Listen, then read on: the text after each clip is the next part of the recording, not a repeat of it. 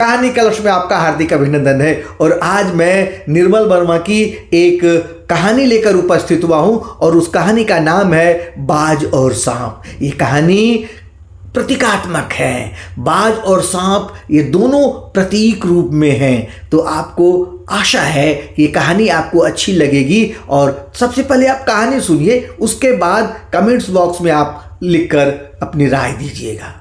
आइए बाज और सांप करते हैं। समुद्र के किनारे ऊंचे पर्वत की अंधेरी गुफा में एक सांप रहता था।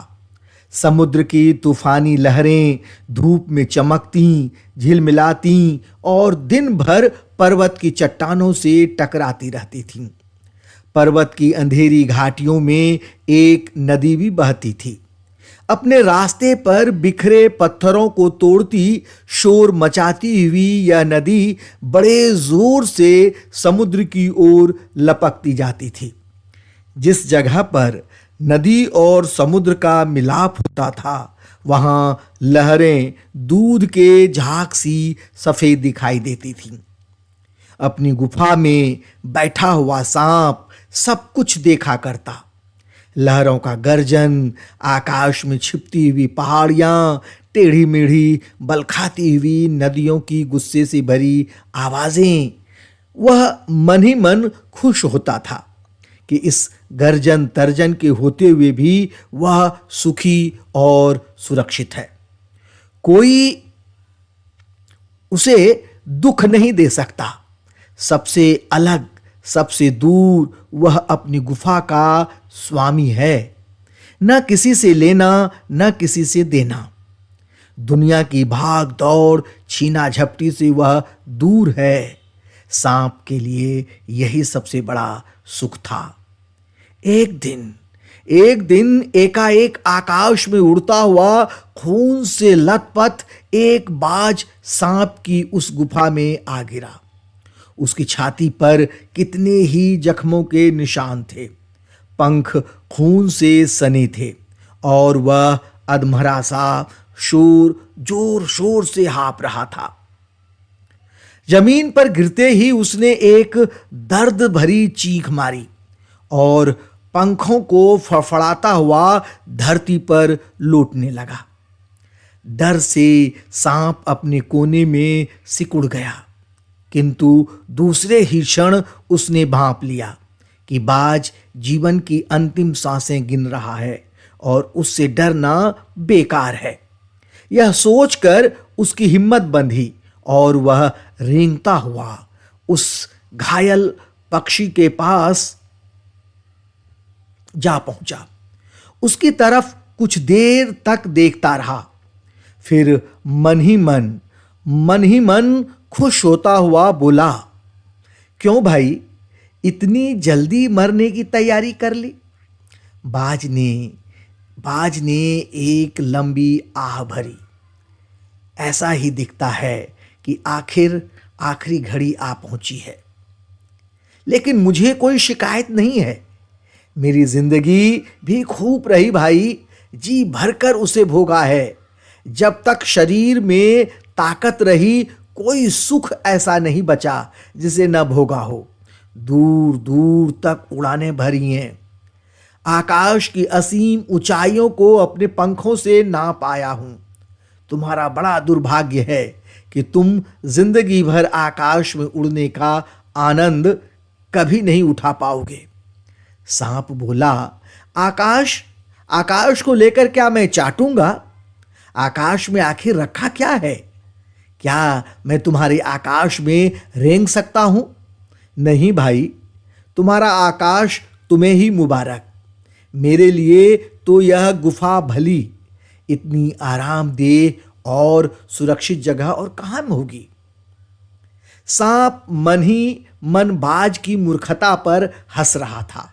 वह सोचने लगा कि आखिर उड़ने और रेंगने के बीच कौन सा भारी अंतर है। अंत में तो सबके भाग्य में मरना ही लिखा है।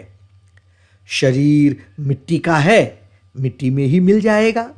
ये तो हम जानते ही हैं। शरीर पंचतत्व से बना है और मिट्टी उसमें प्रबल तत्व है। एक न एक दिन मिट्टी में मिल जाना है। बाज अचानक बाज ने अपना झुका हुआ सिर ऊपर उठाया और उसकी दृष्टि सांप की गुफा के चारों ओर घूमने लगी। चट्टानों में पड़ी दरारों से पानी गुफा में टपक रहा था।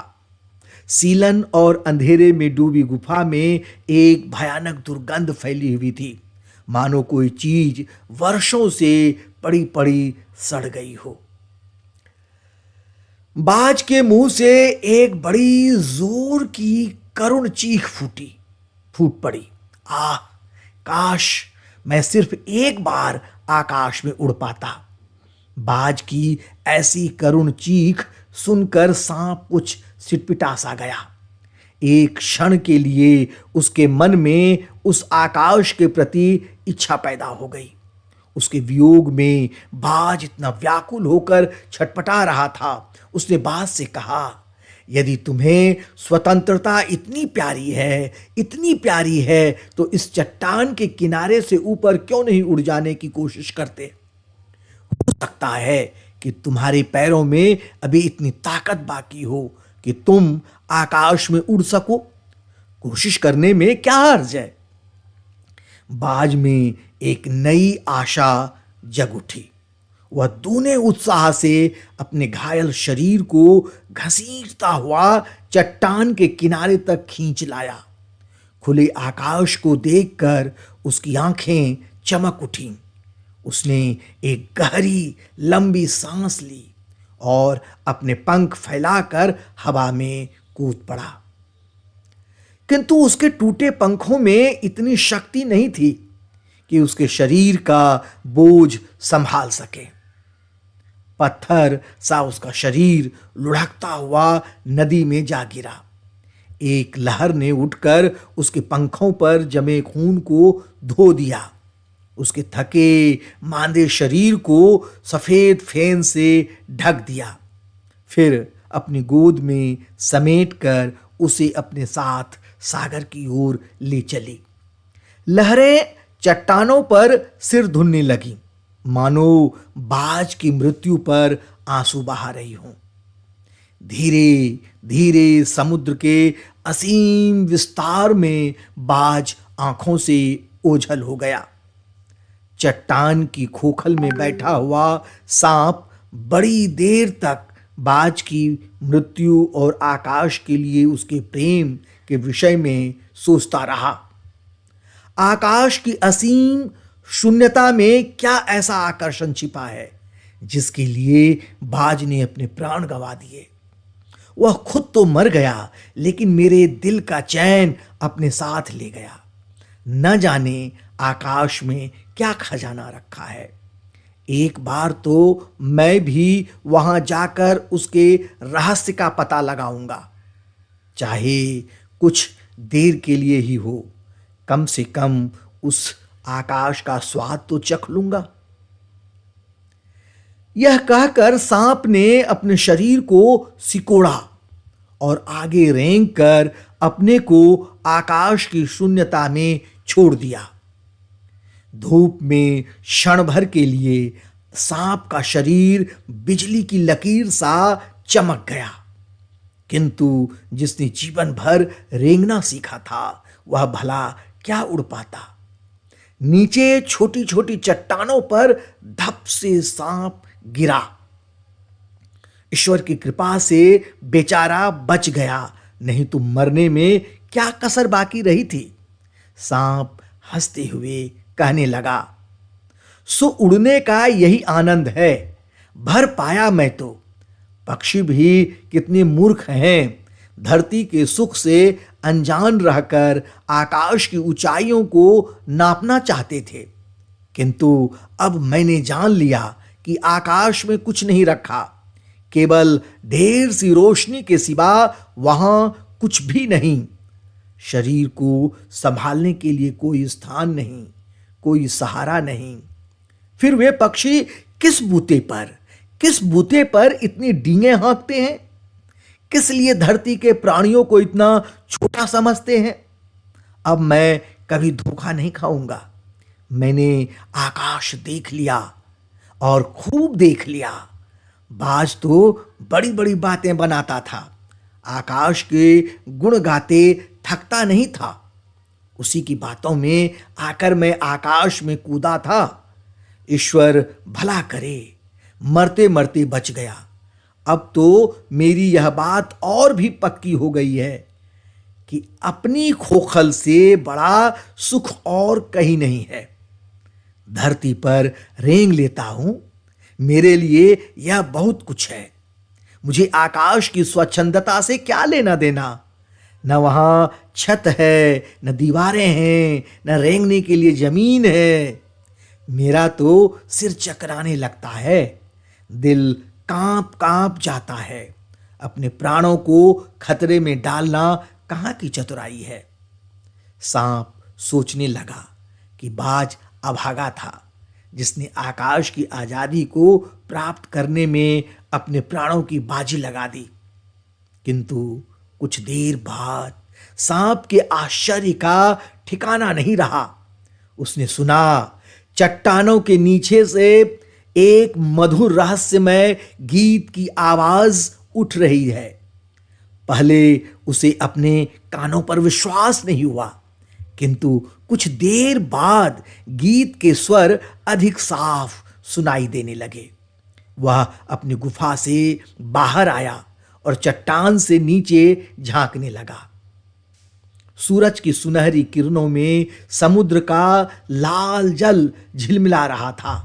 चट्टानों को भिगोती हुई समुद्र की लहरों में गीत के स्वर फूट रहे थे। लहरों का यह गीत दूर दूर तक गूंज रहा था। सांप ने सुना, लहरें मधुर स्वर में गा रही हैं। हमारा यह गीत उन साहसी लोगों के लिए है जो अपने प्राणों को हथेली पर रखे हुए घूमते हैं। चतुर वही है जो प्राणों की बाजी लगाकर जिंदगी के हर खतरे का बहादुरी से सामना करे। ओ निडरबाज, शत्रुओं से लड़ते हुए तुमने अपनी कीमती रक्त बहाया है, पर वह समय दूर नहीं जब तुम्हारे खून की एक एक बूंद जिंदगी के अंधेरे में प्रकाश फैलाएगी और साहसी बहादुर दिलों में स्वतंत्रता और प्रकाश के लिए प्रेम पैदा करेगी। तुमने अपना जीवन बलिदान कर दिया, किंतु फिर भी तुम अमर हो। जब कभी साहस और कविता के गीत गाए जाएंगे, तुम्हारा नाम बड़े गर्व और श्रद्धा से लिया जाएगा। हमारा गीत जिंदगी के उन दीवानों के लिए है जो मरकर भी मृत्यु से नहीं डरते, जो मरकर भी मृत्यु से नहीं डरते। कहानी यहां समाप्त होती है। ये कहानी आपको कैसी लगी? अच्छी लगी हो तो कमेंट्स बॉक्स में आप जरूर लिखिएगा, जरूर बताइएगा कि ये कहानी आपको कैसी लगी। अगर अच्छी लगी हो तो जरूर आप कमेंट्स बॉक्स में कमेंट्स कीजिए। मैं आगे भी निर्मल वर्मा की और अन्य कहानियाँ, जैसे परिंदे हैं और अन्य कहानियाँ हैं, वो लेकर मैं आपके लिए उपस्थित होऊंगा। तब तक के लिए मैं आज्ञा चाहता हूँ। बहुत बहुत धन्यवाद।